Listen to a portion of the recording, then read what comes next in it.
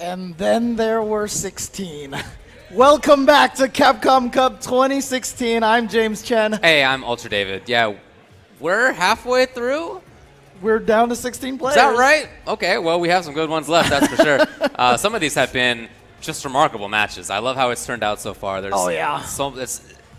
Look, we thought that there were going to be a lot of good players, and we didn't think it would be predictable, but I don't know that we expected this level of unpredictability. No, not like this. Not like this. I'm still in shock from some of the names that went 0-2 that are no longer in this tournament. It has been an absolute bloodbath here. It's been a massacre of players left and right. But look, as much as I like those guys and I wanted them to do well, I also really like the fact that we do have this unpredictable aspect to it. Oh, yeah. There are people who are doing well in this game who didn't necessarily do well in previous games, and there are, there's an evolution in this game that this is part of. Yeah. Right? So at the start of the game's life, it seemed like Infiltration figured it out faster than everybody. Tokido was like right behind, but everybody else was far behind. At some point, everybody caught up, and now we're trying to figure out what the next level of that is. Right. There's going to be something there in every competitive game there is, but right now we're in that stage where everybody's neck and neck and nobody has really separated themselves, and so the results are really interesting to see. Yep. I mean, let's go through who's left. Let's go talk about who's left on winner's side. Luffy versus MOV. That's what we're going to start off with in just a little bit. Then Liquid Knuckledew versus Xiaohai. Look at the bracket here. There you go. Knuckledew and Xiaohai. Above that, like I said, is Luffy, MOV. Yeah. A rematch of the Canada Cup Grand Finals. That match coming up there. And then, of course, Goichi going up against Ricky Ortiz. So that is going to be a crazy Chun mirror on winner's side. And then Haitani versus Kazunoko. Kazunoko, who actually just put Fudo into loser's bracket with an amazing play. Yeah, I feel in retrospect that we might not have talked enough about Kazunoko. Yeah, I mean, it didn't seem like he was quite up there, but what, he's showing us right now. For sure. And then this is loser's side. Oh, man. Fudo, Daigo Umehara easily could have been grand finals, God. but instead it's in losers round 3. There's also Yukadon against Mr. Crimson. We have some interesting variety there. Eita, who just eliminated Momochi. Versus Razor Cien, who just eliminated Gamer B. Very interesting matchup right there. Filipino champ, who eliminated K-Brad. 3-0'd K-Brad in a pretty bad matchup. Right, not an easy matchup for sure.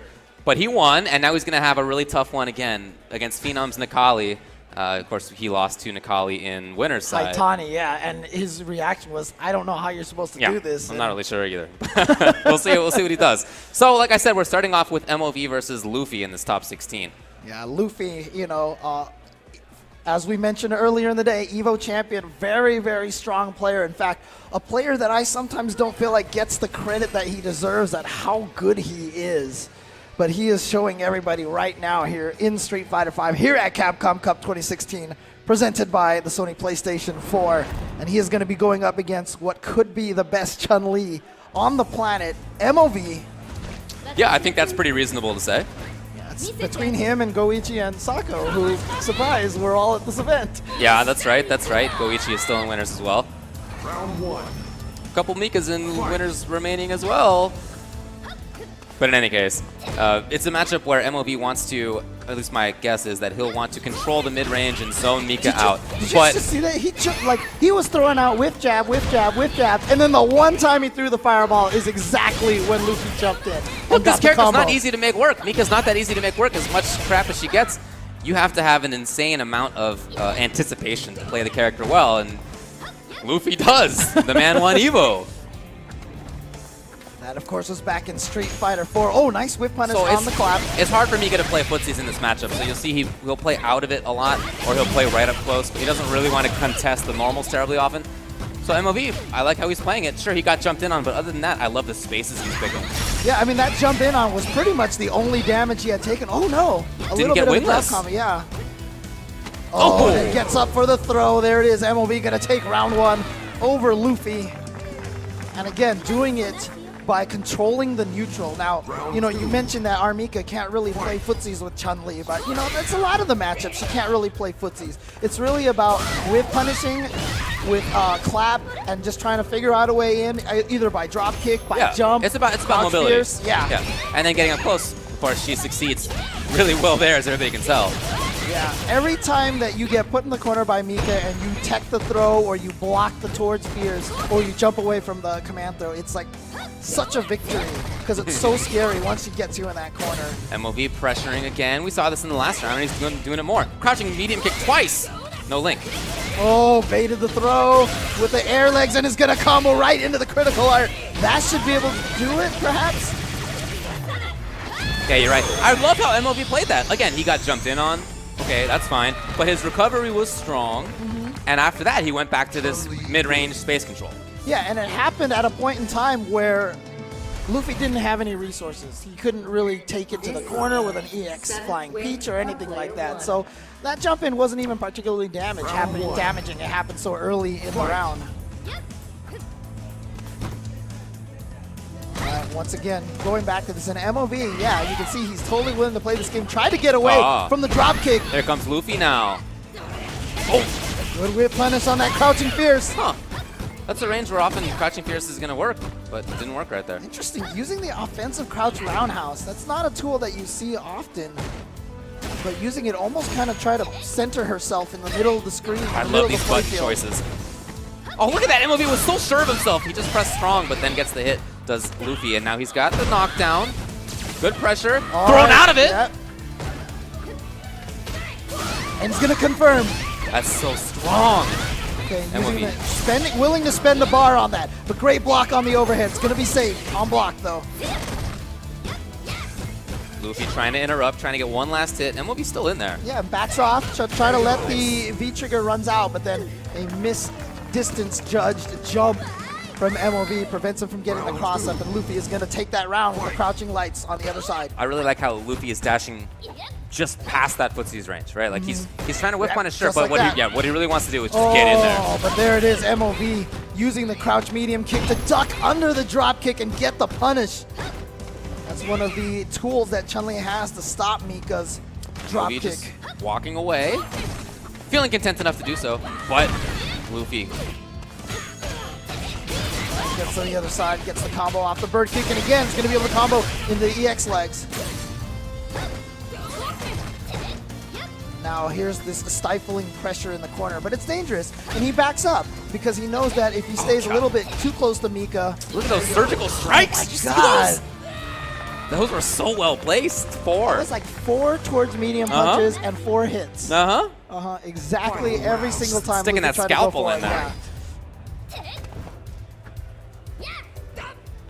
Again, that's just a perfect example there of how Chun-Li really controls the neutral in this match.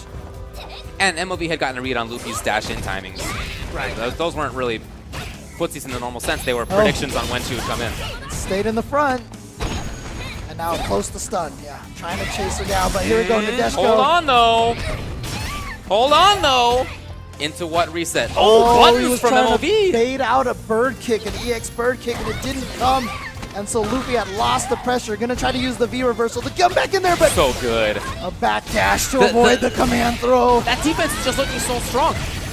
Look, you see Luffy shaking his head right there. Even though he has gotten in sometimes, MOV's defense has been good enough to keep him alive. It's not easy to do that. You know, he did that EX bird kick, got away because of it, and then when Luffy had a chance to pressure, he didn't because he was worried about that EX bird kick.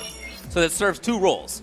Right? Not only does it get him away immediately, but it also gives him a chance afterward because the opponent's thinking about it.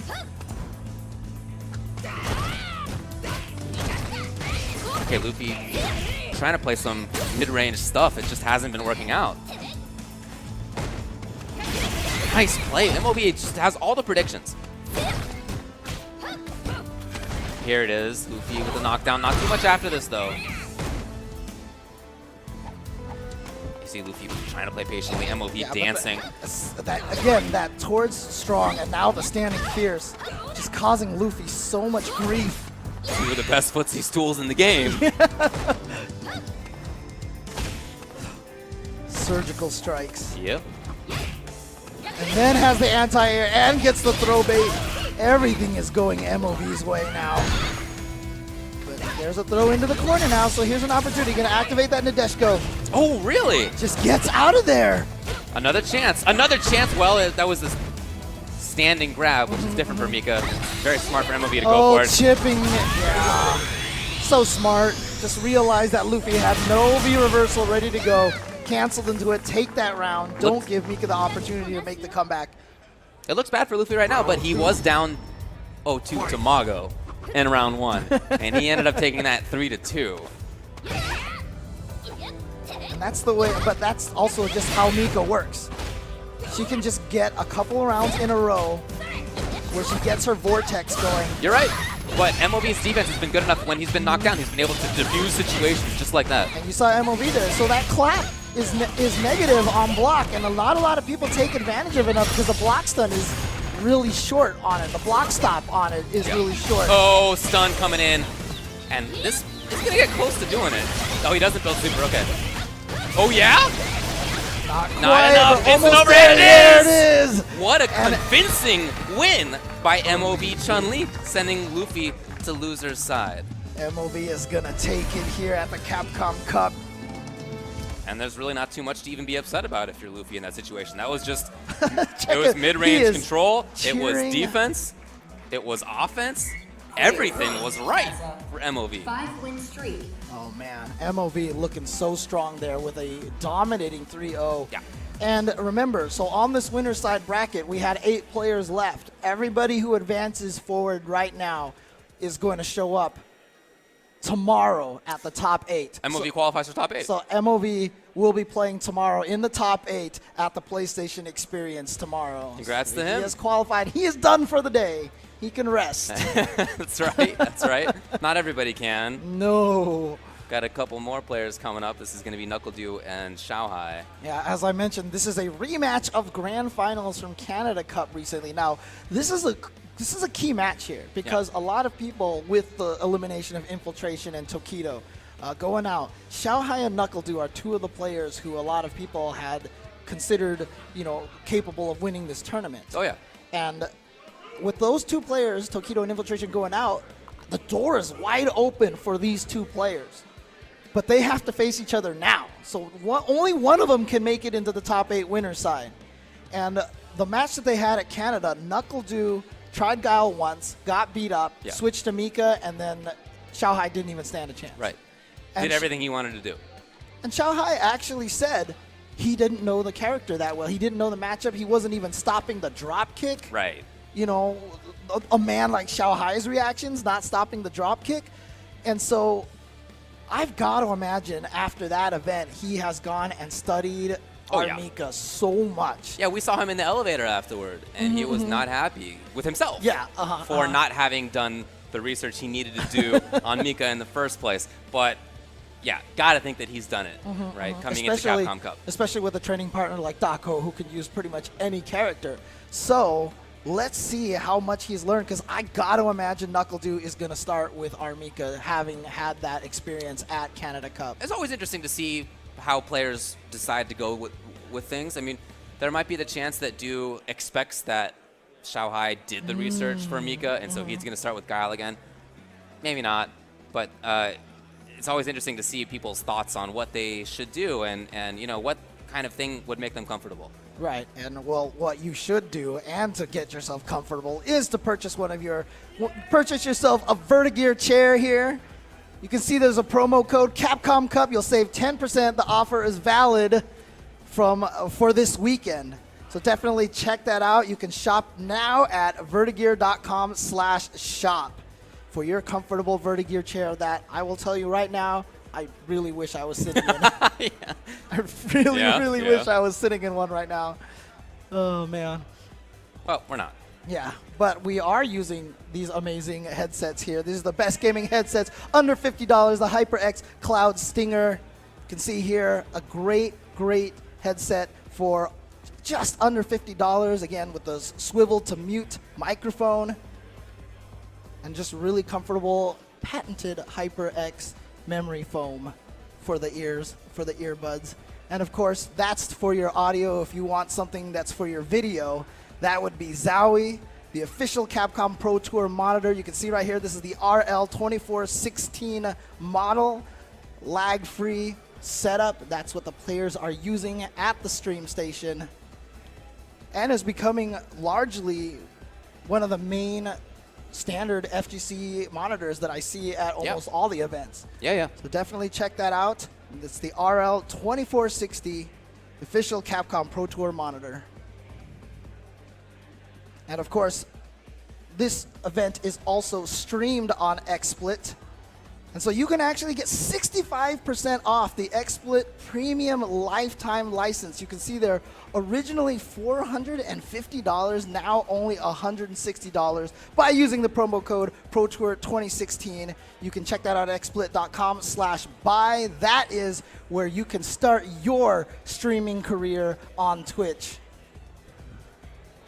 And of course, I've already eaten here like 3 times today. Yeah. This is the Okamoto Kitchen. Just amazing Japanese comfort food run by some of the most old school of the fighting game community. Yep. You can always track where they're going to be at their website at okamotokitchen.com. You can also follow them on all the social media at /OkamotoKitchen. I know they're doing good business out there today. Oh, yeah. And I definitely promote them because they are amazing. Yeah. And also what will be amazing is the PlayStation Experience 2016. You can go out there and, of course, as we mentioned, tomorrow is going to be the top 8. But there's also a lot of brand new games there. You're going to be able to check out a bunch of upcoming PlayStation games. You're going to want to check all those games out. So head over to the PlayStation Experience, taking place Saturday and Sunday at the Anaheim Convention Center.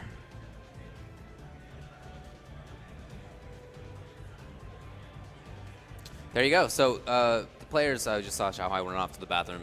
So that's cool. That happens sometimes. Yeah. So it will be interesting to see how he deals with it if it's going to be Mika. If I recall correctly, the way that it went, it just seemed like NuckleDu had he was a wall moving forward, and once he got in, all of the mix-ups were really strong. Right. But on top of that, it was that he was able to shut down Xiaohai's approach, right? He was at a range where he could deal with dive kick, or he was not even in range for dive kick, and then all of a sudden he was right up front. He kind of neutralized that zone. Right. But, I mean, let's also talk about the teabagging. I mean, like, I really want to talk about that because, it's funny. People, get hype off of it, but when he did that at Canada Cup, I felt like it really affected Xiaohai. Like, you could kind of see Xiaohai was like, oh, okay, and tried to be more aggressive, or I just felt like it got to him. I loved what Du said about it later. We were hanging out with him, and his philosophy on it was, look, not only is it pump himself up, right? But he said if he can convince the opponent to spend even a tiny percentage of their brain power thinking about the fact, then that's just a little bit easier of a time that he's going to have because the opponent's full brain isn't involved in the actual gameplay. I thought that was a good take on it. Like, that's obviously not a new idea, but it was succinctly put, and I think that it's real. Yeah, that does have an effect. Not on everybody, but you can kind of scout out in advance who you think are susceptible people to that. And I think you're right. I think that did have an impact. I think the bigger impact was, Xiaohai not knowing the Mika matchup that well, and Du being super awesome at Street Fighter V. But yeah, I do believe that there was a little bit of brain power in there that was spent on, wow, I can't believe this guy. Right. And again, these guys, right now, they have to be the favorites to take this tournament. Whoever wins this match, I feel like has the door wide open for them to go in there. And of course, they have to get through MOV. And exactly. The winner of this plays MOV. Yeah, I mean, obviously it's not going to be a free ride, but just from what everyone... So these are the 2 players that people were talking about before the tournament started that are actually still in it. That's right. But here we go. Liquid NuckleDu is indeed going to go with Armika versus Xiaohai's Cammy. Let's go. So we'll see if Xiaohai did study up. Got to see how he deals with charged roundhouse. Got to see how he deals with the spacing game. Du trying to fake it at the start. I love that he thought about that. Yeah, I wanted to see if he could bait him and seeing what his reaction is. Right. Was it Dragon Punch or what? Right. Exactly. All right, using the jump throw OS to escape that. Oh, but a great neutral jump from Xiaohai is going to get him some big damage. But Wake Up Jab is going to reverse the momentum, and Mika can just change the corner side. Got him from the front. Stunned. And now NuckleDu with a great start here. Well, actually, no. This is a lot of scaling. That's not enough. You're right. wanted the lows. And he went in with the wrist. Oh my God, that was... Wow. That was dangerous, because look at Shanghai. He had all that B trigger, and it would have built up into a super. That was a big bet. So establishing already, the charge roundhouse is not dealt with. NuckleDu moves forward.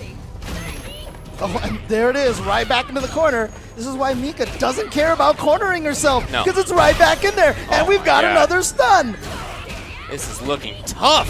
Shanghai, where are you? Okay, there we go. There we go. But you know what? I mean, are you even really kind of worried right now if you're NuckleDu? The wake-up jab again! Clearly not. He did it again! Clearly he's not.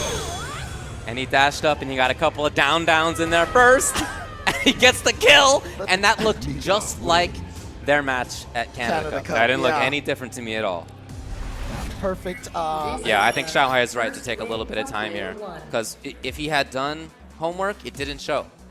And so he needs to think about what it is he could do better. I mean, I'm still surprised to see him deal with the charged roundhouse so poorly. I know he has some of the best reactions in the world, and yet that 30-plus frame startup move it's a half second of startup. Right. He's not covering it. The one thing that we have seen before, though, is that when Shanghai is trying to, say, uppercut through reuse fireball, you can see his footsie suffer because he's looking for it so much, right? And so if he's just looking for that charged roundhouse, like, I think he's too busy worrying about so many other things that he is just getting caught off guard by it. Because when you're at that range where you can uppercut through reuse fireball, really what else are you worried about besides the fireball? Yikes. It's enough. Oh my God. 220. This is, yeah, you're right. This doesn't... Same. This is just a replay. This is just a replay right now. A replay right now. Shanghai has got to wake up. He's got to get in here. Yeah, but NuckleDu does such a good job mixing in the forward dashes, the jump, the wake-up jab again. Okay, at this point in time, Shanghai really has to measure his meaties properly. Either that or just stop going for the meaty. Because he is not getting that successfully. He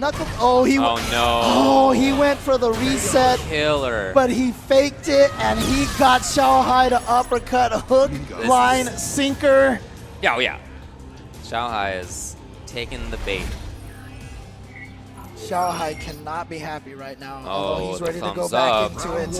He's going to go right back into it. But 2 games just like that to NuckleDu. NuckleDu is obviously American. We're in the USA. There are some fans for his here. But on Shanghai's side, I know he's capable of so much, and I just don't feel like we're seeing it right now. I want him to do well. I've always said one thing about Shanghai is that I feel like he kind of is an emotional player, that he can psych himself out in some situations. And I feel like after Canada Cup, he's thinking about this a little too hard. And oh, nice. Okay, he gets the uppercut there. Okay, maybe a little bit of something there. All right, gets out of the corner. And now trying to apply, but that clap is always so dangerous. And yeah, there it is, right back into the corner. And now the Nadeshko reset, but a great uppercut. Oh, Nadeshko didn't come to the rescue. Oh no! Avoided it. EX, is that enough? Not quite enough. And then, wow, that was so far. He just dashed it, disrespected everything from Shanghai, said, you are not touching a button. I am dashing up, and I am going to command grab you. It's not just that he's not touching a button, it's that he's not moving. He's a movement player. He moves around, he dive kicks, he dashes, he presses buttons. He's not doing any of those right now. He's just getting mauled. All right, here we go. Shanghai getting some... His meaty timing is gone. He has no meaty timing right now. Okay, wake up crouch fierce is going to get some good damage off of this. Same thing again. You're right. You're right. I mean, at some point... he goes for the reset, NuckleDu. It could not have been more lopsided, James. It could not have been more lopsided. And yeah, Shanghai's expression says it all. He shook his hand, had the most uncomfortable smile, and then the grimace showed up. The grimace. And he was just... so, I mean, I think he's at a loss now. And the problem with this is if he can make it all the way back to grand finals, and let's say he fights NuckleDu, or if NuckleDu gets sent to losers and they run into each other again, he may be defeated even before that match even starts. Yeah, like, at this point I in really time. expected him to come in with some new ideas about how to deal with Mika's options. Right. And consistently he missed the meaties. He didn't deal with charge roundhouse. He didn't deal with dash up grab. He didn't have the movement that I'm accustomed to seeing from him. the pressure wasn't there. Not even just the meaties, but the dive kick timings. And, you know, there was like there no was dive none of kick. that. Yeah. And I felt like he psyched himself out. I feel like he was Unfortunate. I'm sorry to see that, but congrats to Knuckledew, who looks like he is just completely on fire. That guy has charged through this bracket so far. Right, we've had a lot of close Cien, matches, yeah. 3-0 over Samurai. Right, almost everybody else has had to deal with a 3-2. In many cases, last round for Knuckledew. He's only lost one game so far after 3 matches. Really? Yeah, Just one game. 3-0, 3-1, 3-0. Correct. Wow. What can you say about that? I mean, look, after he won the Red Bull Battlegrounds, doing so by defeating Tokido, you know, we were a little declarative there. We're like, you know, like he's not just the best player, one of the best players in the States. Now he's one of the best players in the world, but he is showing that here right now. Knuckledew is playing amazing. Okay, well, we're going to move on. We're going now to Goichi from Japan, one of the best players in the world in many games, including now in Street Fighter V. Mind games and mobility. Yeah, okay, I think that's pretty accurate. Ricky Ortiz, spacing and reaction. She's had some of the best footsies in the world and in the U.S. for a decade and a half. And, you know, we talked with her a bit going into this, and she said she doesn't get that much top-level Chun-Li experience, and she doesn't know or play the matchup as well as she would like. She doesn't feel as confident as she would like. Yeah, but she did say that she beat Goichi the last time that they played each other, I believe was in Korea, I think it was, that Ricky said. So, but it is going to be a Chun-Li mirror. Chun-Li. And, you know, we've been talking about the best Chun-Li player from Japan.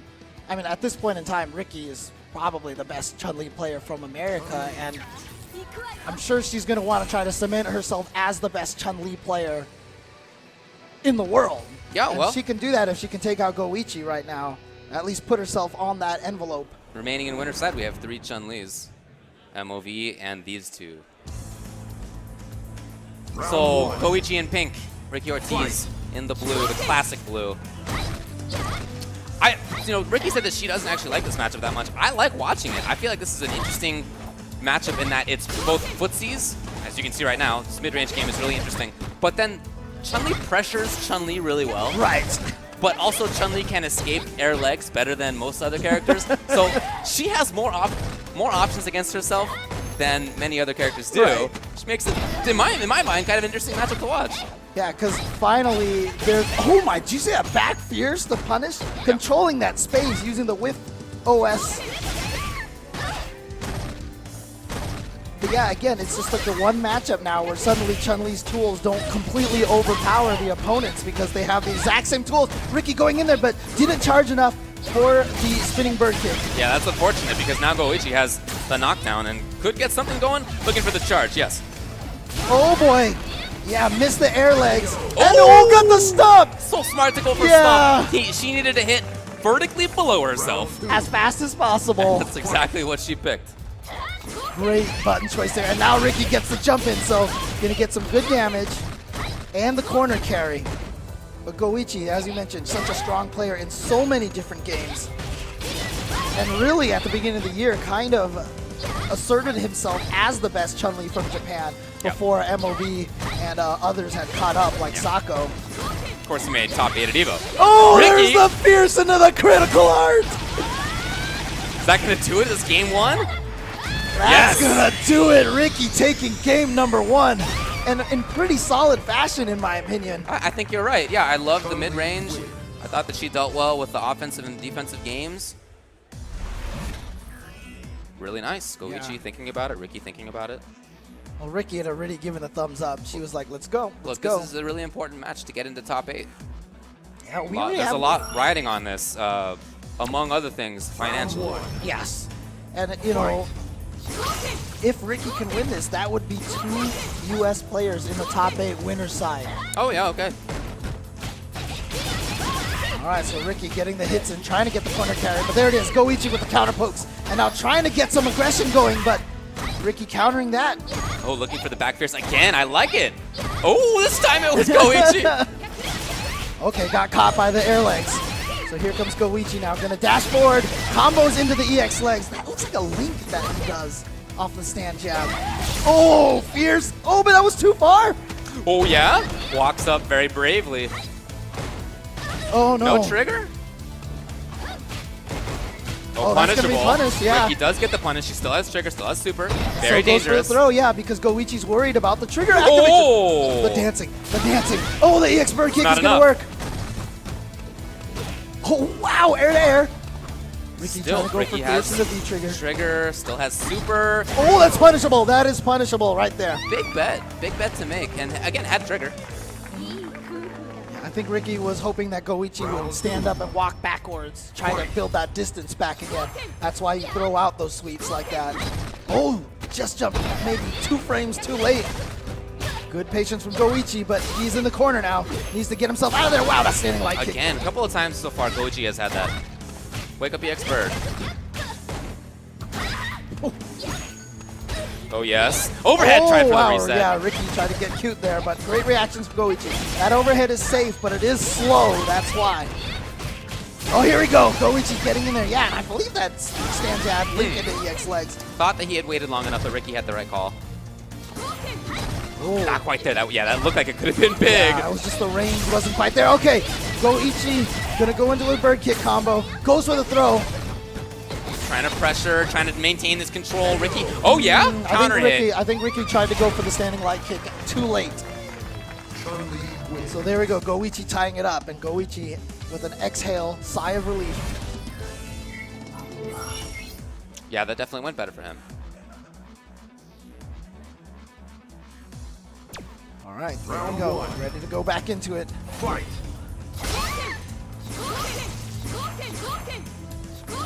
Neither one really wanted to get involved at the start. Yes, confirm was there. Goichi now with the further pressure. Oh, had the opportunity. Oh, Ricky with the mistake, but it ended up working out for her. And now this pressure, close to stun, one more hit. Went Great for the throw tech. again, yeah, but still in danger. So gonna use the V reversal to try to get herself out of that. Oh, nice. The spinning bird kick gonna hit on both sides. Again, not quite there, but I like Ricky's jump timing. Yeah, the jump she's timing been has able been to working out. Oh, and again. that's it. It punishes the standing fierce, gets the combo. Again, yeah, I mean, I think if she's jumping at great spots, great timings. Round 2. Fight. You don't have to hit for something to be useful. You know, you can move forward, get into a stronger range for yourself. Tried to anti-air it. It was not there. Ricky Ortiz gets knocked down. Goichi pressuring. Oh, Ricky! Blows it up. Oh, that's punishable, yep. Yeah, Ricky waited again. We've seen that a couple of times so far. Not a lot of damage there, but at least she gets the pressure. But Goichi kind of walking himself back into the corner a little bit, giving Ricky the opportunity to play aggressor. Ooh, very nice. So far. Yeah, it was. It was. Ricky still controlling. Oh, baits the throw. Still controlling. Super is on deck for Goichi. Whoa, that was so crazy. Super weird looking. Okay, gets the throw. Now, yeah, the super is a danger, and there it is. That's exactly what I was looking for from Goichi. So Goichi's going to be able to take this round. But, Yeah, it was close, but yeah. Yeah, but Ricky Ortiz starting the next round with the full meter. If she can land it right away, get that light bleed, and then they'll both be building up their super at the same rate from that point forward. That's such good defense. Blocked, and Oh, then wow. the late tech. Going to spend the meter for the EX instead. They're both trying to get the wave punishes. And that's part of why I like this Chutnir, is that I like that she has different tools like that. Crouching strong to get underneath stand fierce, for example. Right. Oh, and this time Goichi returns the favor with that stand light kick from afar. But I love the ranges that Goichi's pressing buttons from. Sure, he's backing up, but at the same time, he's dealing a lot of damage to Ricky as she moves in. Wow, you see Ricky get right under that fireball right at the last second. Now, gotta watch out. Goichi has to be careful because Ricky has that V trigger ready to go. But here comes Goichi getting the pressure in the corner now. Oh, Ricky tried to anti-air. Overhead or low? It's the overhead. You knew it was one of those two. Yep, and Goichi, wow. Goichi with the mini pop-off. Well, again, this is very important. To get into top 8, you're playing tomorrow, you're in the money, you are in the money. Okay. There's a lot of money on the line. There's a lot of it, yes. especially thanks to the DLC. The grand prize starts at 120,000, goes above that now. Okay, Ricky, well, going up a little bit by Goichi there, who sees it and confirms himself, gets the knockdown. A beautiful EX bird kick there from Ricky. Gets himself out of that situation. All right, fortunately get hit out of the air, so Goichi's not gonna get a go. Wow, last second dash under. He's gonna get the combo confirmed, and then hitting buttons on the wake up is Goichi. And Ricky's gonna take advantage of that and take that round. Ricky has to win this game to stay alive. Currently down 1-2 against Goichi. And she took control as soon as she landed. In there again, will Goichi wake up with anything? Yes, really? The stand medium punch and it works. And beautiful dash under now for Goichi. Getting the corner. Oh, getting right under the jump. Oh, the mistake! Ricky trying to pressure, trying to get that stun, trying to get the round. Oh, Goichi gets away. Yeah. That's done. Yeah, that's done. That was a punishable option. Very punishable. And Ricky Ortiz takes game 4 pretty soundly. And now we are down to the last game here in this Chun-Li mirror match. Now, one of the things that Ricky did say was that she felt like this match could really just kind of go either way. Yeah. You know, between these two. This is the second win for player 2. Round 1.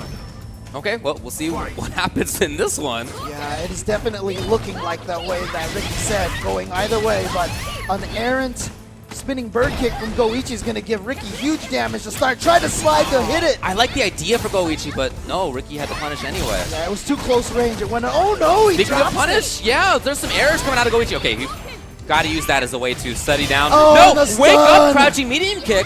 Maybe expecting 2016 walk back. Yeah, and Ricky takes the round. Get... And match point now, Ricky Ortiz from the USA against Goichi from Japan. Fight. Two players who have had so much success across the years and across the games. You see them right now, both trying to control that space. And you know, Ricky's really gotten good beats on that. such a useful tool for Chun-Li to have against that dash under off of the standing light kick. You know, it's a flash kick motion. Doesn't matter what side you end up on. It doesn't ruin the Ricky motion. Coming in now, and she didn't. Yeah. Thought she should play patiently. But oh, got the reactions. She's very close to taking this now. We got to see something big out of Goichi. Yeah, Goichi has the V-trigger activated. Has meter. Oh, that was so close. But that's punishable. Yes. The standing light kick goes for the air legs. Goichi's got it. Oh, he played so patiently. He was Great worried. patience from Ricky Ortiz, and then found the one hole to get right in there with the crouching medium punch. Catches the ankles. Ricky Ortiz is now the second U.S. player to make top 8 on winner's side bracket. And we're only going to get 2 because the last one is 2 Japanese players. But yes. Yeah. Hey, that's nice. You know, I felt like Goichi started to get a little bit timid. Yes. As that set went on. Ricky's EX bird kicks, I think, were a big part of that. But it wasn't just that. Ricky had wake up crouching medium kick a couple of times to take control of her opponent trying to walk backwards or something. Whatever it was, she had the right options on her wake up pretty consistently. And it really felt like that dissuaded Goichi from doing what he wanted to do. Right. Well, there it is. Goichi is going to be sent to loser's bracket. So we have 3 of the winner's bracket players that are going to play tomorrow. We have MOV, we have NuckleDu, and we have Ricky Ortiz. And now we're going to find out between Haitani and Kazunoko. Kazunoko, and it's funny because like you said, you know, maybe we should have paid more attention to him and like put him higher on our players to watch. And it's funny because he's the current reigning champion. Yeah, I mean, in Street Fighter 4, Capcom Cup. he was Yeah, the it's a Capcom different Cup game. Yeah. champion. Right, it was a different game. And when this game was new, he didn't seem like he was quite living up to his Street Fighter 4 level of play. But as the season has gone on, he has really gotten up there. And now you can see the fruit of that. I think he's played so well. He got 3-1 over Fudo, and he 3-0'd Phenom. So, unlike almost everybody, mentioned NuckleDu is an exception to this, he hasn't had to deal with a 3-2 situation. Wow. Okay.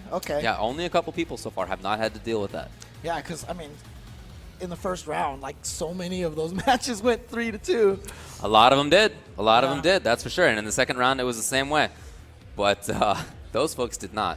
So Haitani versus Kazunoko. Haitani just beat Sako and also beat Filipino champ the Sako one was very close. Very close. And in part, it was due to an error by Sako. That's right. Missed the execution. So rare for him. You know, that's what he is known for, right? He's been one of the best execution players forever. Yeah. Right, so strong that there are combos named after him. Right, for multiple games have Sako combos. Yeah, for the longest time, he was literally the only person who could do some of those combos. Yeah. But that error cost him big. Haitani capitalized. Okay, that's an important part of this too. Haitani capitalized and was in a position to take it. So that's great. But he did. He kind of squeaked by. That said, he looks so strong. I love how Haitani plays. It's not the kind of Necalli that waits for B-trigger and goes nuts, right? He can do that, but he often doesn't do that. Instead, he plays this interesting neutral game with Necalli. He confirms into higher damage combos from dive kick than most Necallis do. When he's in V-trigger, he's not just about rushing in. He will still sometimes back off in Seismo zone. Yeah. Right? So he has control over the character in a way that few people do. That's been the way that it's been since the start of Street Fighter V. And one of the interesting things, like, can you imagine right now if Haitani makes it into the top 8 on the winner's side? Remember, when Street Fighter V first came out, everyone said Haitani was the best player in Japan. Yep. And so if this can come full circle and here at Capcom Cup, and he could be one of the only players in the top 4 on winner's side, it's almost kind of like he's been so consistent all year long. He hasn't been able to like win the big tournament. Right. But he's like, always up there. Yeah, he's in top 8 like at every event. So this is no different. Here he is in top 8 again. Well, close to top 8. Close to top 8. If he wins this one, he's in there.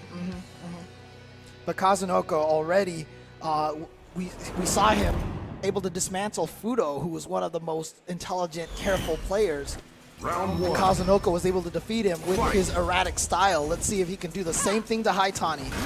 Oh, wow. Let's just start with a great jump in. Already, Kazunoko's where he wants to be. Pressuring. Okay, there's Haitani. Blocks, then Dragon Punches, rather than just wake up TP. I like that. Throws a little bit of uncertainty into the machine. And Kazunoko right now has been utilizing his jump so well. He's done late dive kick. He's just done jump fierce. He's done early dive kick, and now he just did EX dive kick. So he is keeping his airborne game very unpredictable. But here comes Haitani. Oh, that is going to be pain. Yeah, I'll say. Just like that, end of the round for one uppercut. And that's one of the scary things for Cammy. Oh, yeah. I mean, she's one of the characters has an uppercut. Huge benefit. But she's an uppercut character with 900 health and 900 stun. Right. So if it gets blocked, you saw what happened. Yeah, I like Cammy in the neutral game in a lot of ways in this matchup, but yeah, she cannot make mistakes. Nice. Has the anti-air on point. All right. Haitani still caught in the corner. Using that V-reversal to try to stave off the pressure, but Kazunoko, after blocking it, just goes right back in and throws. It gets to the other side. Haitani not ready for it. Almost stunned, and there it is. Doesn't even need the stun. The throw was enough to kill Necalli. Kazunoko tying it 1-1 round apiece. In there, Kazunoko. Trying to navigate. Does get some great damage in there. All right, off the counter hit. Haitani's going to get the confirm. Oh, nice. The reactions took control with that jab. Yeah, so far, Kazunoko has been able to get in for free with the air EX dive kick. Oh, nice reaction to the neutral jump. Oh, no uppercut there that time. And he uses that. Okay, he's going to call. Yeah, there it is. Right into the critical art. Oh, not enough. Wow, Cammy lives. Right, you don't say that very often. Oh, man, this is a scary time. This is scary, scary time. Oh, the little counter poke. Stomp on your foot. Stomp on your foot. It's a game, so it's consequential. But even when that happens mid-match and it's not that consequential, it still makes you think, as the person who got hit, man, I'm so predictable that even the stand short is good enough to hit me. It has a nice hitbox on it. That's not the issue. It's just you don't see it very often. But that's really good to know now for Haitani. Because it was a kill, it might actually put it into Kazunoko's head to be scared to throw out that crouching medium kick, one of Cammy's best footsie tools. But Kazunoko here starting with a great, oh man! Haitani has not had his anti-airs on point at all, and yeah. Kazunoko has had the anti-neutral jumps on point. We saw that against Fudo, and we see it here too. Oh, he wanted the stun. That's why he went for that nice block on the uppercut, and that is the power of Cammy's roundhouse uppercut. It goes so far forward that you should not be able to neutral jump against Cammy, or once you get into the corner, it's very easy for her to chase you down. Yeah. Again, wow. These jump fierces from Kazunoko. His jump timing has been so on point. Yeah, absolutely. But Haitani has had these little interruptions that have been able to turn into big damage for him. Look at this. That interruption. Remember that crouching jab that interrupted Cammy's offense, and now all this has happened because of that? Oh boy. Oh, it missed! Oh! We've seen that a couple of times today. They're trying to escape with the roundhouse version of the super, but usually that hits. Right. I mean, that pops him up into the air. That's supposed to... Huh. I don't know. Oh, second V reversal thrown, and now gets the meaty.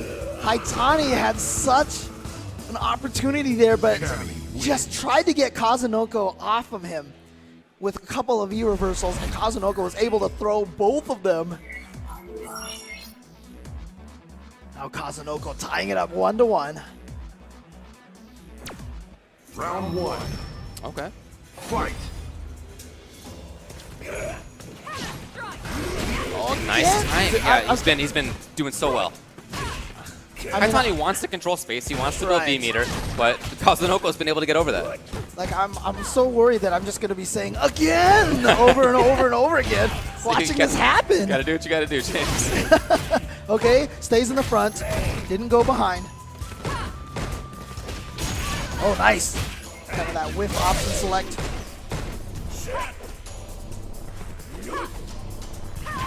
Oh, wanted something big there, Cammy did. And she got it this time. And it pays off. Oh, wow.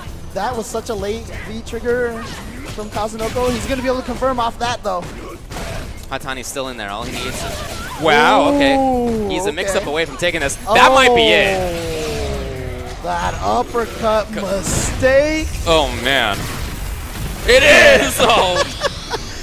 You just can't make errors as Cammy against Necalli. And then you see Kazunoko's like, okay, don't uppercut.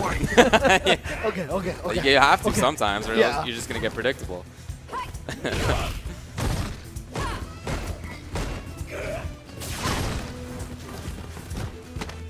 All right, Haitani getting in there with a throw.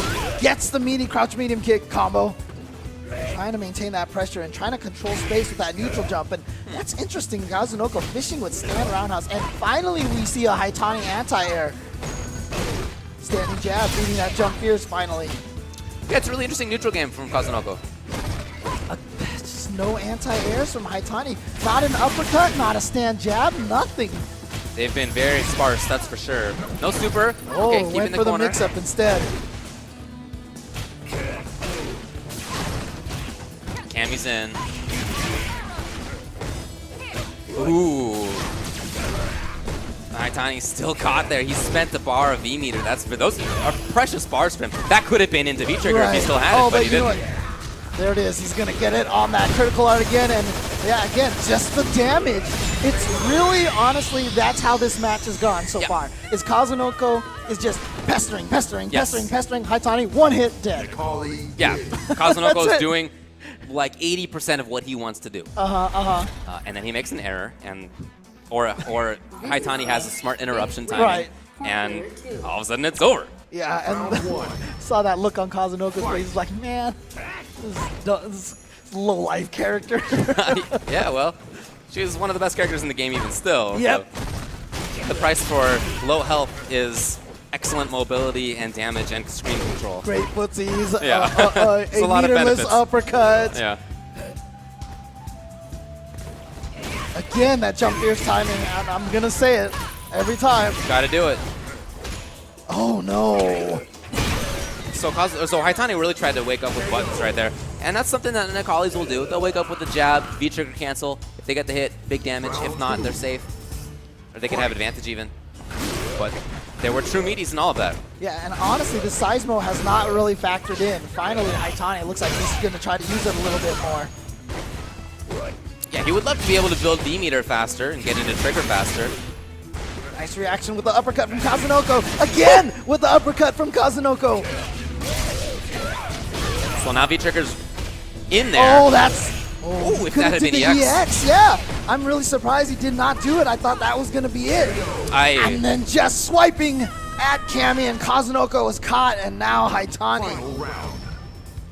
Fight. 1 round away from advancing to the top 8 tomorrow at the PlayStation Experience. Those neutral jumps are dangerous. Yeah, we've seen Kazunoko be able to react to those already. Nice double dive kick. Oh, he was trying to bait out an uppercut, and I really feel like that's what Haitani went for, and it didn't come out. So again, we have Kazunoko getting in when he wants to get in, pressuring well. The question is, can he take the round because of it? Right? Or will Haitani find 2 or 3 hits, maybe like this? Good start. Okay, the throw now. Oh, it's so scary. He's going to activate the V-trigger to try to discourage Haitani and get a little bit extra damage for the anti-air. Safe stuff. Kazunoko in still. Will he pressure? Will he take the risk here? Yes. Yes. Oh, and there he is. He gets the confirm. And it's so dangerous because 1 hit from Haitani would have just taken that round. Just combo right into the critical iron and would have taken it. But Kazunoko, fearless in his meaties, gets the counter hit, gets the confirm, and is able to tie it 2-2. And we are coming down to the last game here in this match. Remember, we already know who they're going to play against. It'll be Ricky Ortiz against one of these 2 men.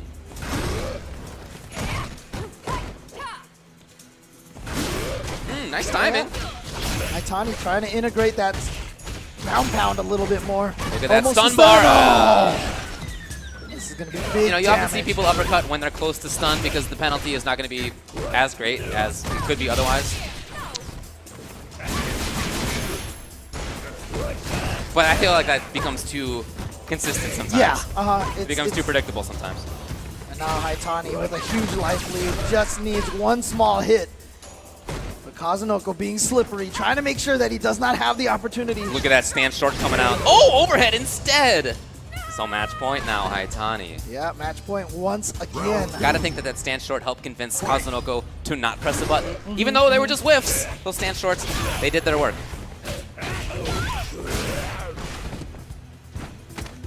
Gets the throw, close to stun, 1 more hit, overhead. Wow, that wasn't enough. There it but is, though. That will be enough. And he's going to build the meter.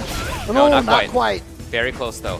He has. Oh! What? Was it? What? Did he expect he would have super there? Maybe that might.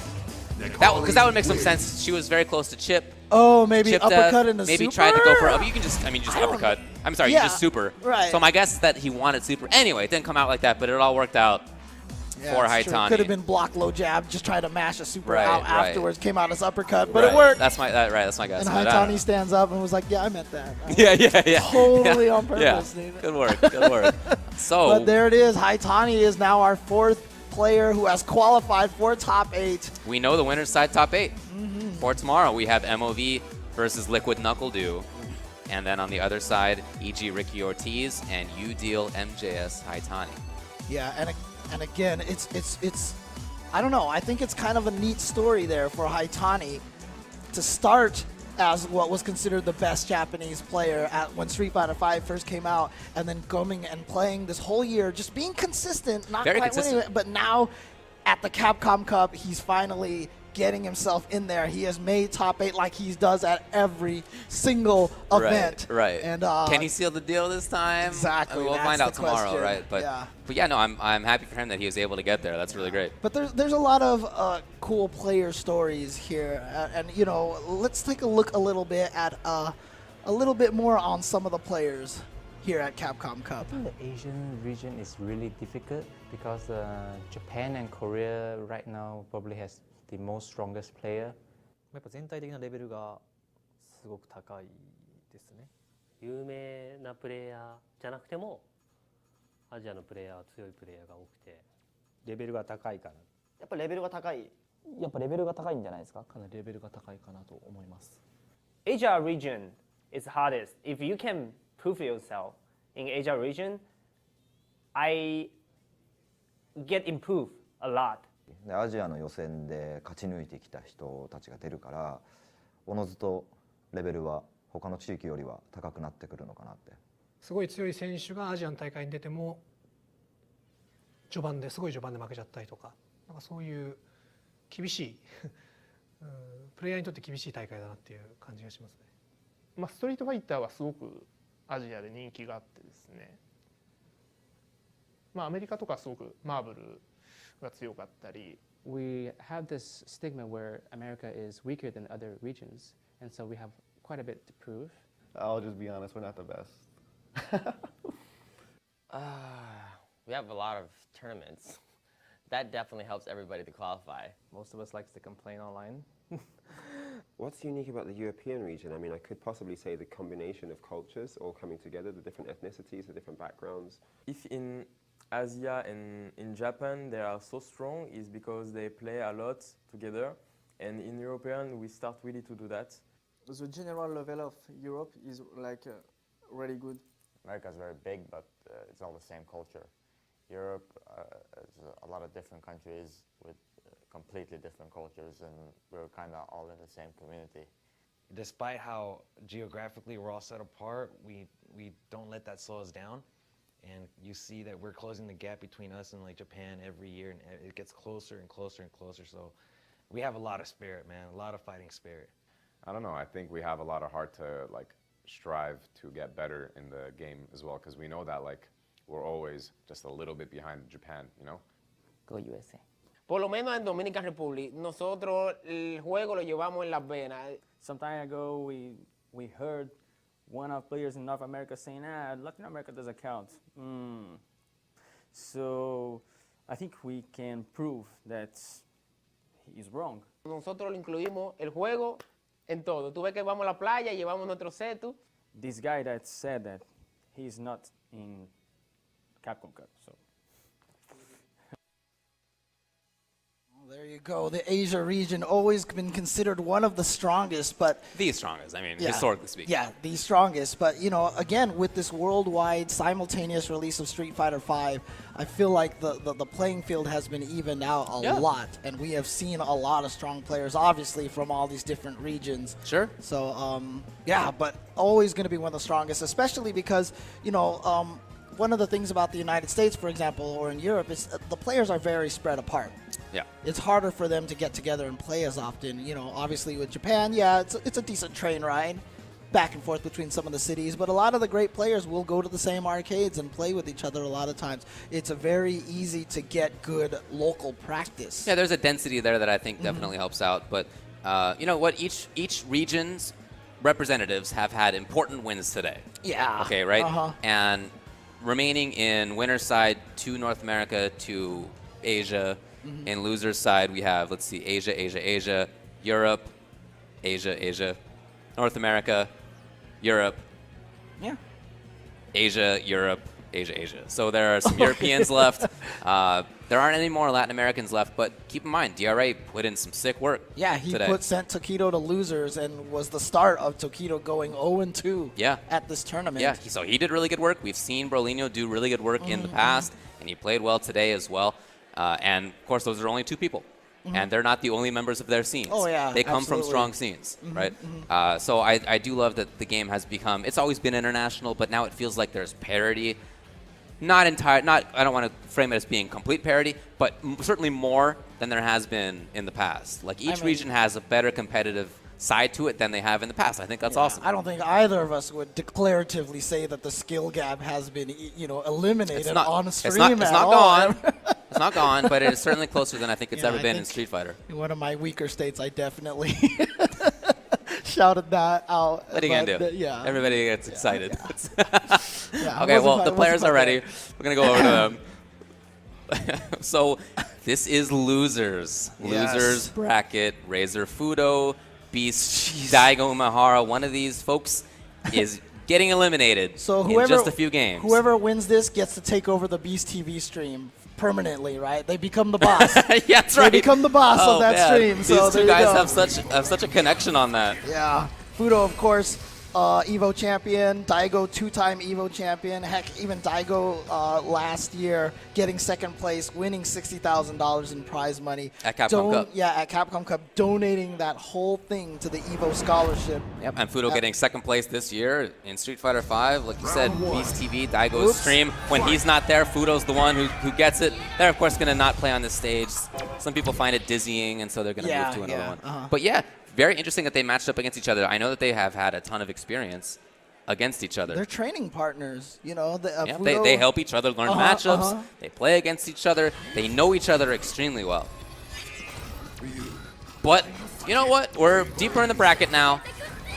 This is going to happen. And that happened. I mean, it happened in round 1. Of course, we're in Capcom Cup. It's not like normal seeding, right? Again, in round 1, there were people who played who lived together. Right. That's just how the bracket worked out.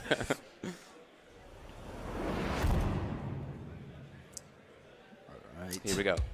Again, loser's side. Fudo just sent to losers by Kazunoko. Did you see how much space Fudo gained just by walking forward at the beginning of that round? Oh, Daigo knows the threat.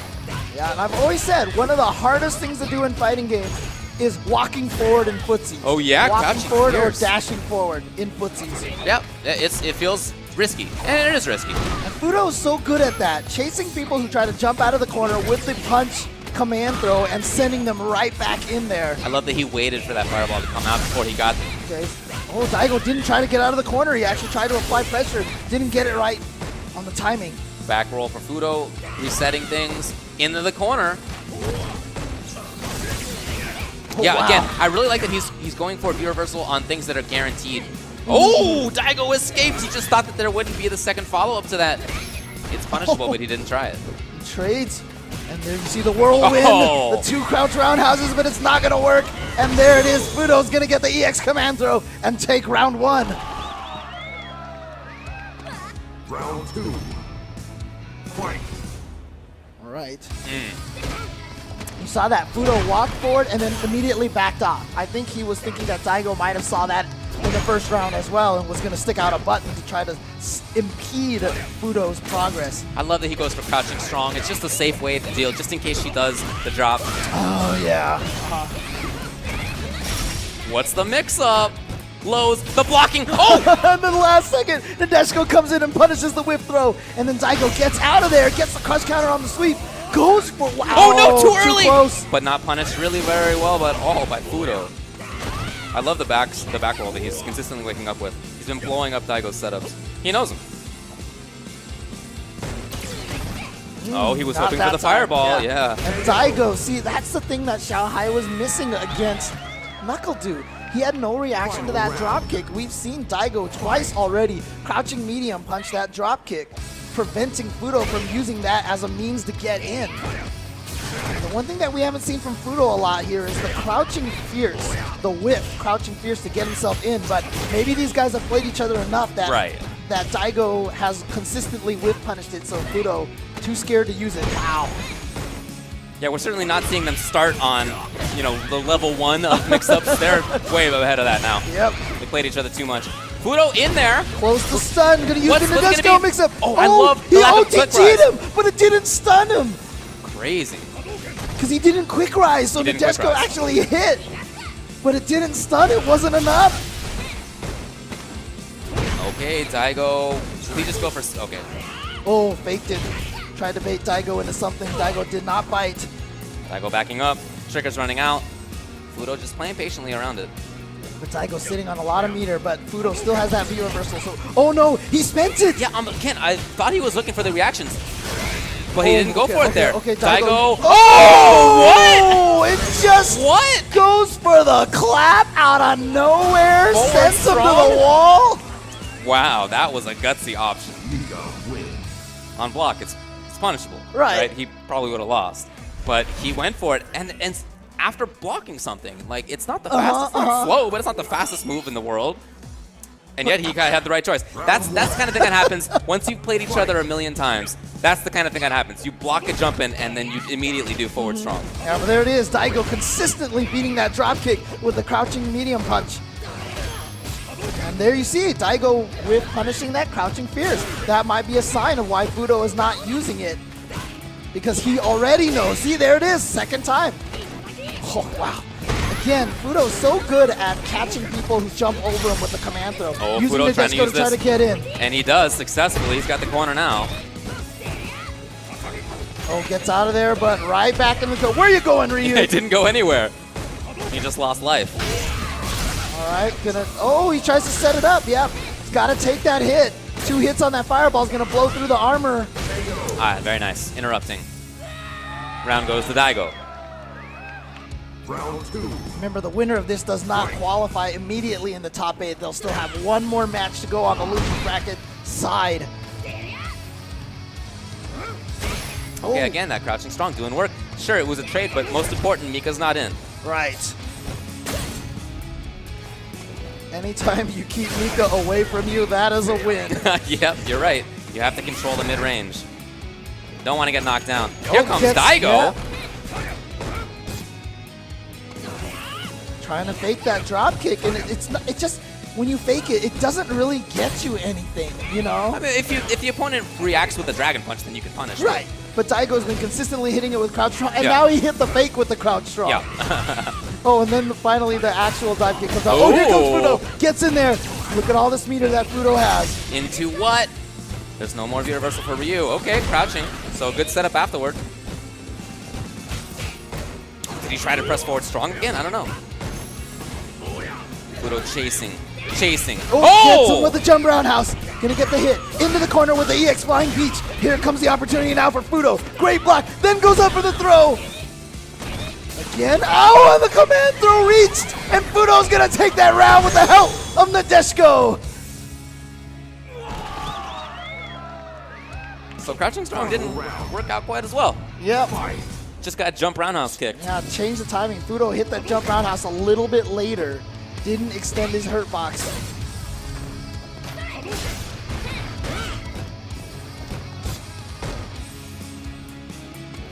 Fudo slowly approaching, moving. Daigo's giving up a lot of space. Back roundhouse, anti-air. Gets a soft knockdown. So odd.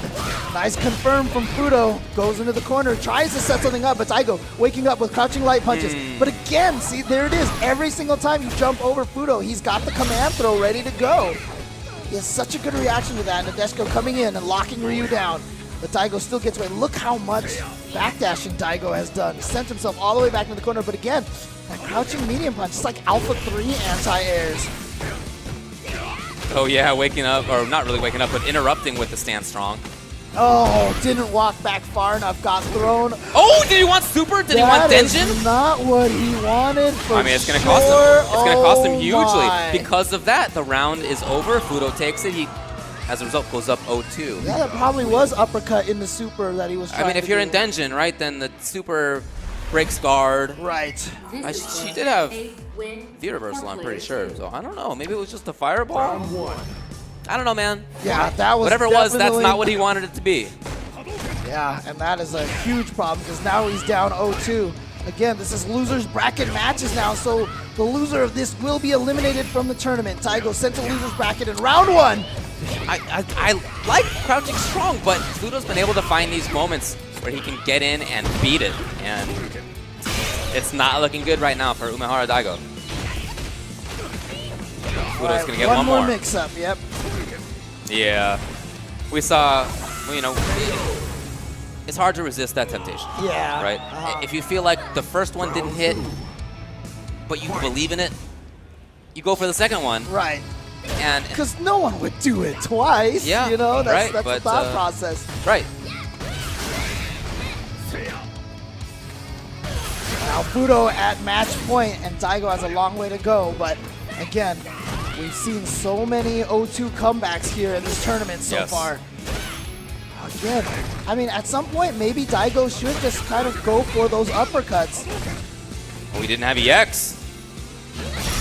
Here comes Fudo, using Nadeshiko as a way to approach. I love Daigo jumping forward and putting the pressure on Fudo. And wow, Fudo sneaks in with a slide. This could go all downhill. Will Daigo right wake here. up with Dragon Punch again? No. Ooh.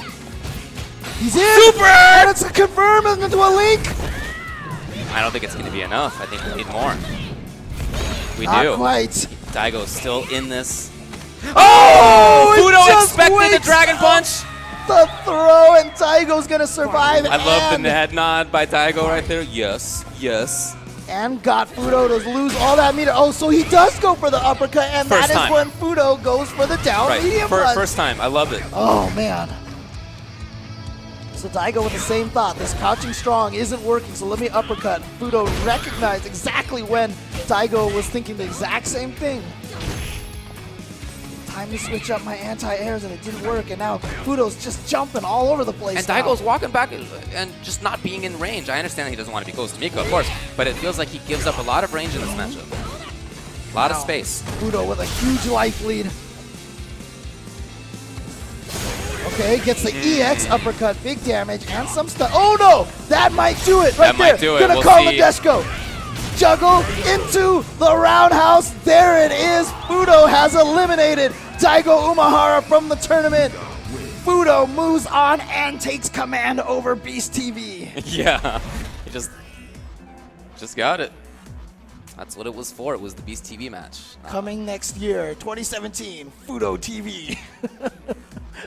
Well, it's unfortunate that Daigo's out. I know he's a big fan favorite, and he wanted to do well coming into it. He had spent all year experimenting with styles, finding whether he should play offensively with Ryu or defensively, or sort of what the sweet spot is in there. Right. And it seemed like he had started to pick it up a little bit, but just never really got to that top level of play that we've seen from him in the past. But I mean, he was sent to loser's bracket first round by K-Brad. Yep. And then he was able to defeat Berlino. Then he was able to defeat Sako.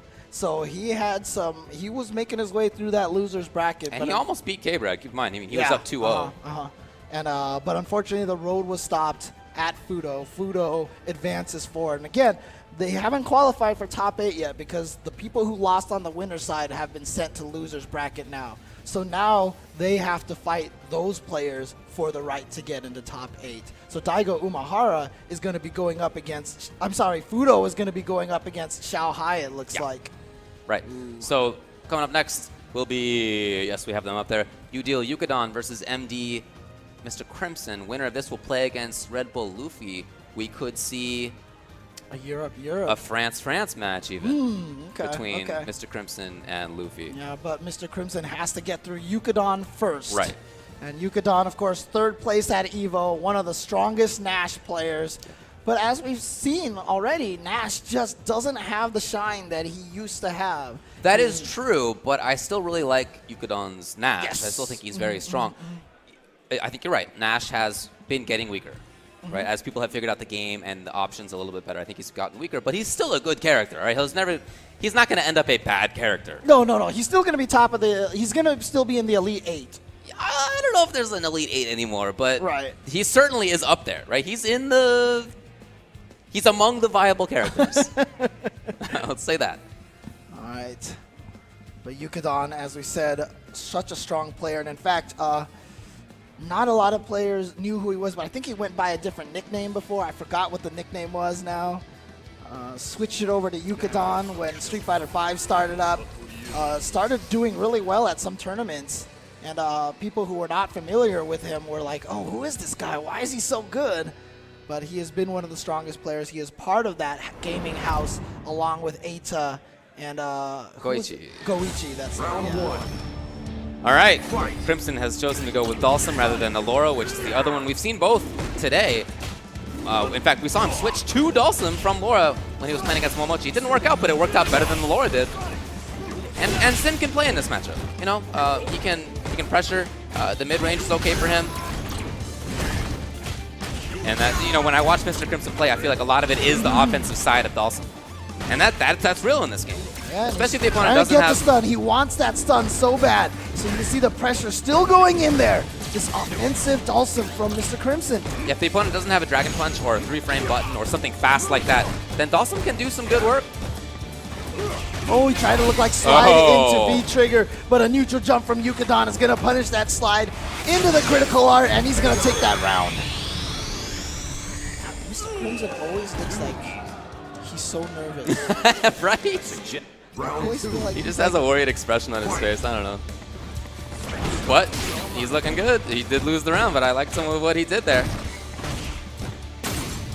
swear, I feel like his cat is sick at home right now.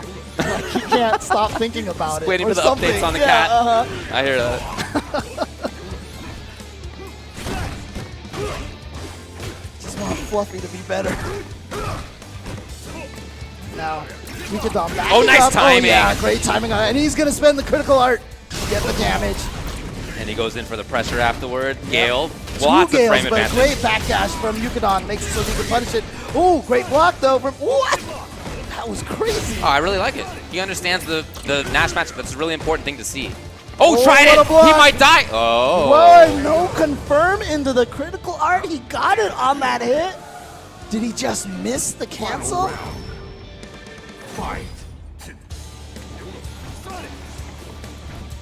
Oh, jump backwards over the slow sonic boom. That is the jump height of Dalsum. Yeah. Gets the Crimson slide backing in up there, and again. then- oh, great timing again. He's had such good call-outs on that. And it's interesting, Mr. Crimson has a really interesting a variance of instant air teleport heights. Yeah. That I haven't seen in a lot of Dalsum players. He goes for particularly high ones sometimes. Nice. Yeah, the high ones are in order to beat the jabs. Oh, right? 'Cause that was so tricky. Good stuff. Let's V-trigger into the corner, into throw. Get you worried about left, right, and then just go for the throw. Nash wins. But you were saying that the high instant air teleports? Oh, to beat So the high, jabs. yeah, high air okay, teleports. okay. Higher, not high, but a little bit higher than instant air teleport.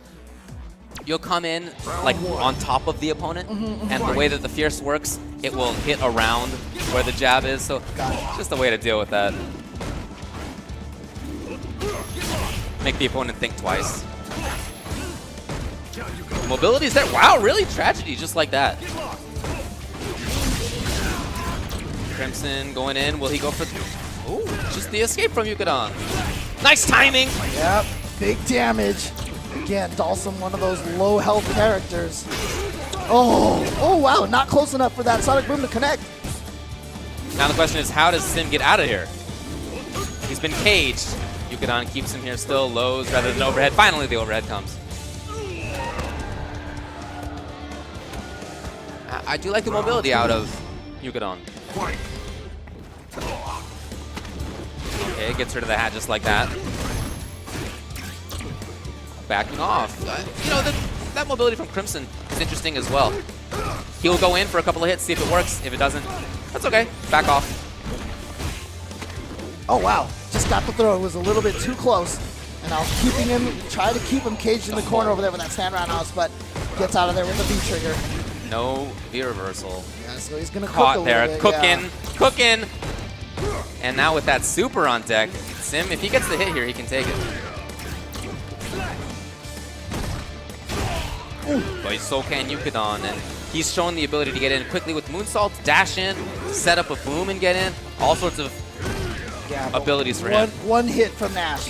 One hit from Nash. Ooh, landed in time to block. Oh, that could be it! Oh, was that too early? No, got him, got him.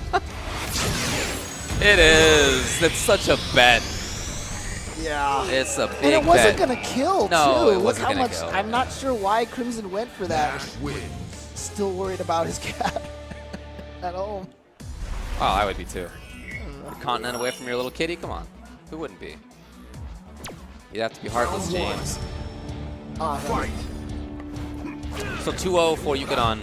I'm not going to switch to Laura. I'm going to stick with Dalsum. Yeah, I don't really think it's a character issue. Not the best matchup, but it's certainly better for Sim than most are. He can certainly play. I mean, he can play this matchup. Oh, that was interesting that missed the slide. Guess it doesn't have a low enough hurt box to catch it. Now, Mr. Crimson trying to go in. You can see this aggressiveness from Mr. Crimson. Definitely a very aggressive. And yeah, there we go. He got some Nash rounds cooking on the open fire. Will he go for Gale's? Gale.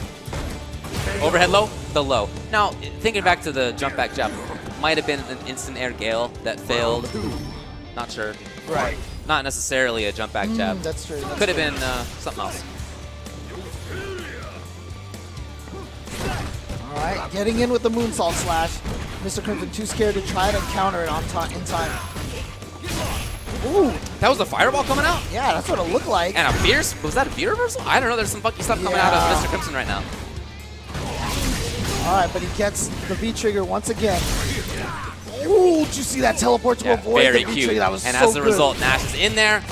Oh, here's a chance to and knock down. Loses a nice chunk of life there thanks to all that gray health that was built up from the trigger. Crimson playing patiently. Bad range on that moonsault slash. Had the right read, just went too far, and Mr. Crimson is going to be able to take his first game here. It is 2-1. Dawson wins.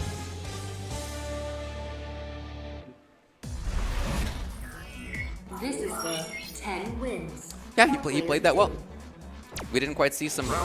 We saw some solutions, I should say, to some of the mobility options for Yukadon. Nice. Yukadon in there, pressuring well. Oh, that was a ground teleport, yeah. Yeah, which sucks. How do you really feel about that, David? You don't even need the option selected, James. You just see it and you dash forward and punish.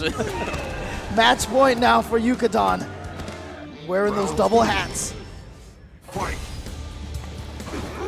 Oh, nice slide. Avoid the jump attack.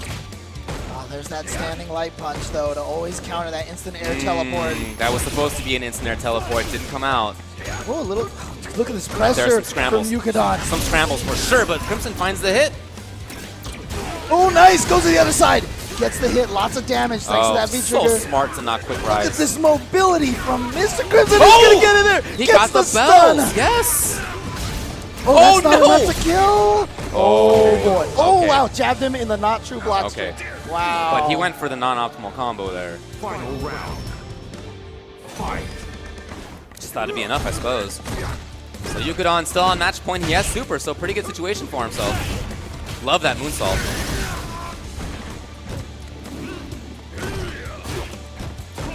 A little bit of pressure here from Crimson. Oh, he backs off.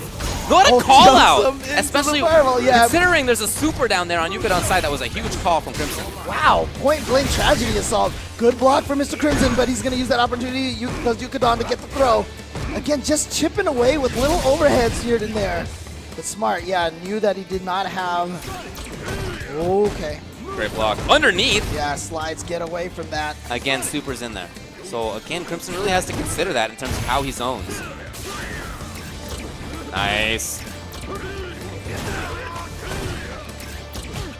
Okay. Knockdown now. It's in the lion's den. Oh, but Crimson got the hit again. He got him on the other side, and here we are. We're tied 2-2. Wow. So yeah, definitely the right choice to stay with this character.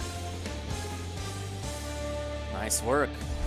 Again, he's had some solutions to some of Yukadon's movement that was in there earlier on. Haven't quite seen the same grounded movement. We're still seeing moonsaults. We haven't seen too many. Yeah, okay. I love the scythe. I think that's a great way to start. Whenever you see a Dhalsim with this kind of movement that Mr. Crimson is having right now, the mobility, it's really a beautiful thing to watch. Just oh, yeah. The quick teleports. Oh, but what a neutral jump from Yukadon. Able to punish that drill, then gets the meaty attack. Trying to get the stun, and he's going to do it off the throw. So Yukadon going to be at match point. Oh, no! Not! Drop. There it is. Okay. Unfortunately, a mistake by Yukadon, but then also, unfortunately, a mistake by Mr. Crimson. Yeah, it was just one of those situations where Mr. Crimson was probably already like letting go of the controllers, getting ready for the next round. Great block. Yeah.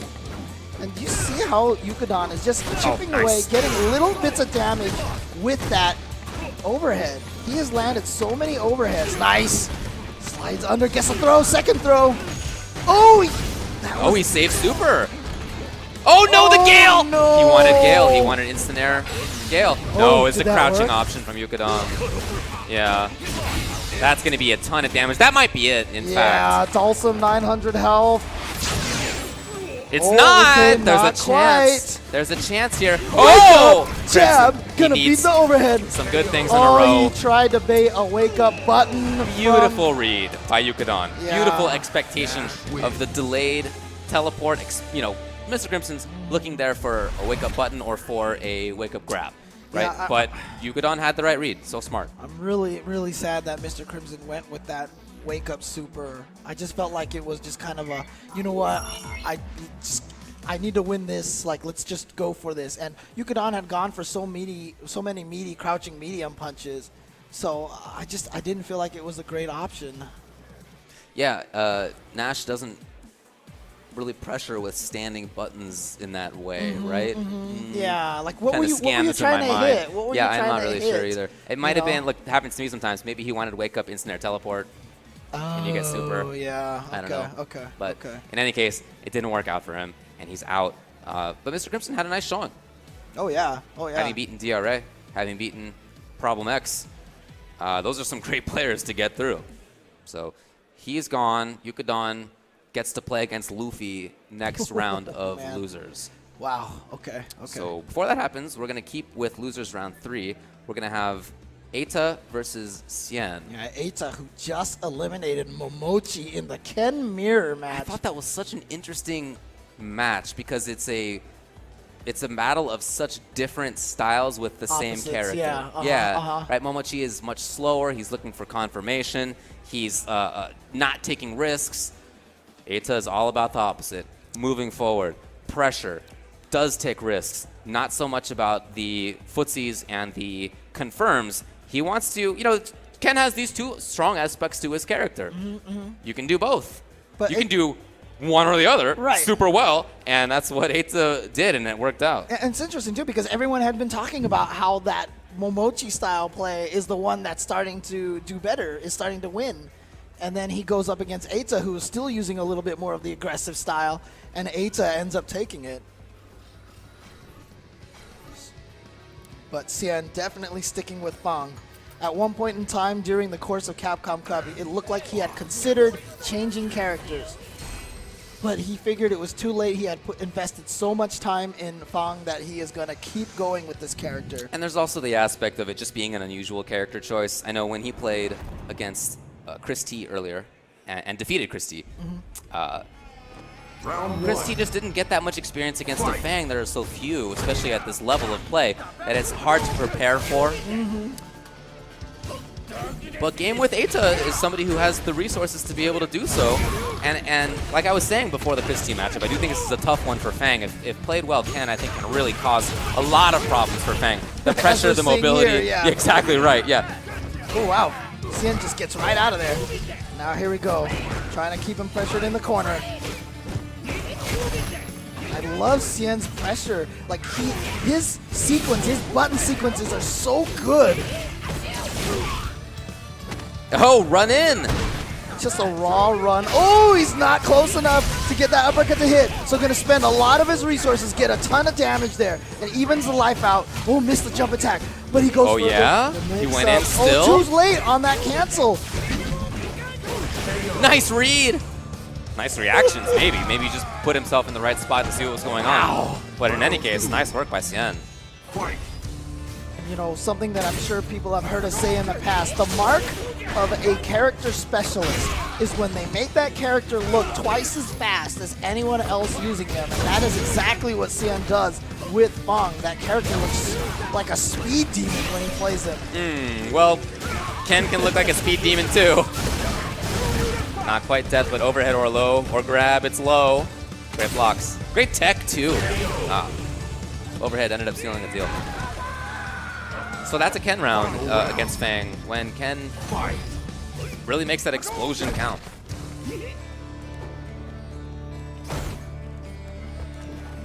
Some patience by Cien, waiting for Eita to move.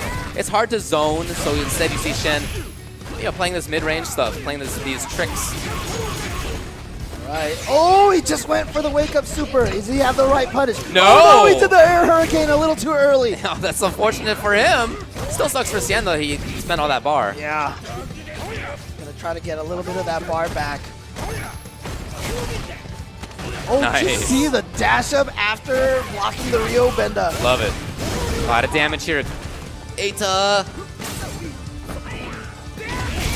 Okay, he's going to be able to get some damage off that. A little bit of damage, but then Eita just going for the wake-up uppercut. Cien's still in there. Wake-up uppercut again! 2 in a row! Well, that's what we said about Eita. He is willing to play that style of Ken. We saw the runs, we saw the dashes, we saw wake-up uppercuts.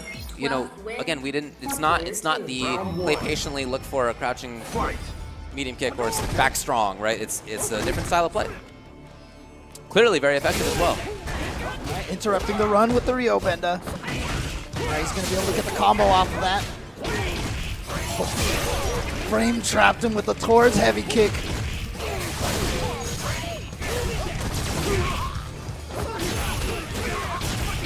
Okay. It's with the knockdown a little bit late. Oh! Okay, he's going to confirm off the V-trigger cancel. Close to Great taking this tag. round. You can see a little bits of life draining slowly by slowly from Ken because he has that V-trigger activated, yeah. And honestly, I mean, that little 3 light sequence might not have killed without that poison. Absolutely.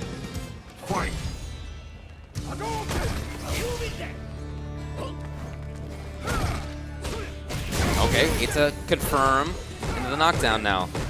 Okay, trying to get his own confirmations there. Counter, Oh no! But not punished. Yeah, so, I mean, he didn't get the combo, but he still gets away. Oh! Goes for the left-right mix-up, and then's like, nope, just kidding, going for the throw. So now with triggers, Cien can poke around a little bit more, can find some big damage. Well, relatively big damage out of it. Oh, there's that back, that crouch fierce, I'm sorry. Nice setup. Look at all that gray life. Gets out of there, but Ata chasing him down. Nice. Yeah. Cien just knew exactly what he wanted. That's safe. Ooh, okay. Can Ata find his way back in? You can see how insistent he is. Down. Chasing him down, yeah, now it's danger time. Ata sitting there with all that meter. Oh, just a little too slow on it. Oh no, he wanted to confirm. Yeah, he thought he had it, didn't get it. The V-trigger cancel combo is gonna do it for Cien, and you can see Ata's little smile there like, dang it, I thought that was a hit. And again, a lot of times when you do those confirms, it's not a confirm on the hit or not, it's confirming on whether they're standing, whether you saw them touch a button, whether you see a throw whiff, because then you get maybe 2 or 3 extra frames of information. But if you block at the last second against that, you can actually trick a lot of people into thinking that you got hit. Right. Oh, good punish, not just the sweep. So that knee puts him at a slight advantage, and against somebody like Ken, who does not have 3-frame buttons, that's an alright situation for Fang. But there you see Ata going with that uppercut again with the wake-up uppercut. And Cien just go. Did you see him run away and then just come right with the coward crouch kick?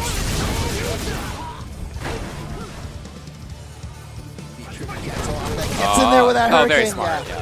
Had to get out of there.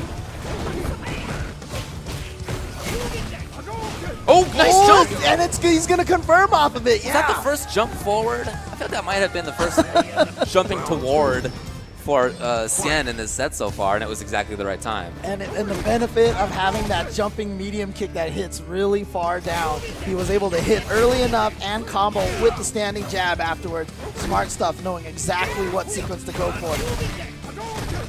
Now, when I saw Cien fight against against Chris T earlier, there was a lot of situations where he would put him stuck in the corner against that EX Ryo Benda on the ground. Cien has not been able to get that same kind of setup against Ata so far. Okay, the dash was good. And Cien just really trying desperately to get away. Into anything? No, very light. Offensive crouch fierce just to control that space in front of him. Cien is just running for his life. He wants to get something set up, right? Yeah. But it's so hard to do. There he goes. Yeah, there we go. Nice throw tech from Ata. Oh, V-trigger hurricane. Hit? The air hurricanes caught the coward crouch, it looked like. In V-trigger, it has a much better hitbox. Yes. Oh, tries to get out of there. Doesn't quite make it. Tries to chase down with the uppercut. Not Oh! gonna get it, but he gets her! EX dive kick just to barely clip, and he's going to be able to confirm into the EX hurricane.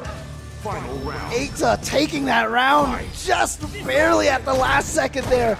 Chasing Cien down for at least like 12 seconds on the clock there. Yeah, and he did it. Yep.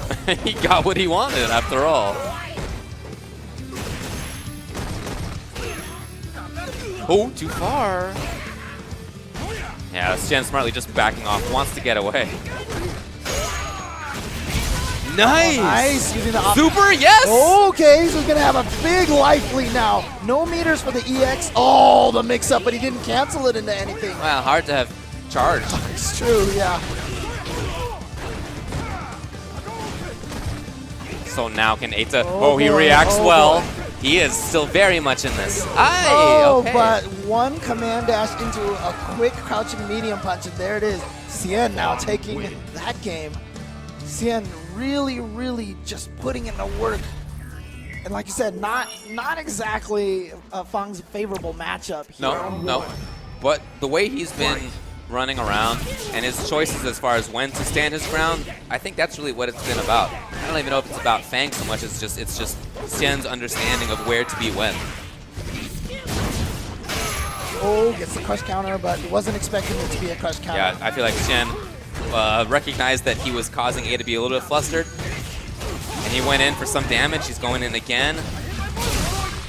Like I said, that's his understanding of people. Go right in it. He knew he was going to be reversal. Went right at him, but it's not working. And now this time, the delay in the throw works for Cien. Eita worried about the left-right mix-up on that command dash. And so Cien instead goes for the throw, and he's going to be able to take that round. He's at match point against Eita. Again, this is on loser's side.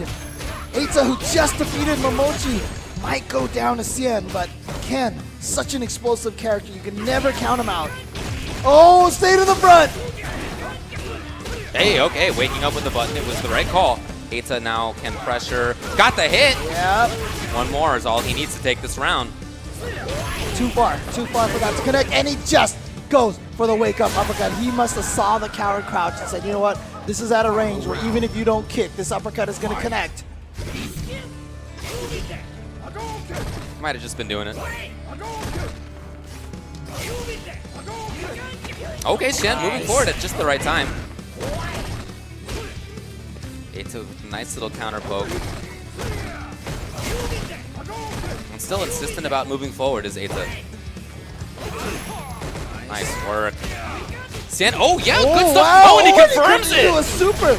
Gonna do a little less damage, 2 lights into it, but oh, look at that. Gets the throw bait. Again! He is so gonna good. Be a stun. Cien now is going to advance on in loser's bracket. He has eliminated Eita from the tournament. Shoutouts to Eita though. Oh, Great yeah. player, just got a new sponsorship with Game With. Yeah, I think that's really great to see, and I like that he's representing that style of Ken. Clearly, it's still working very well. He had a nice day for himself. You know, he beat some very strong players. He beat Momochi, right? What can you say about that? He beat Tokido. Okay, those are back-to-back losers bracket matches for him. So even though he goes home, he took out a couple of the biggest, heaviest hitters that were at this event. Those two are such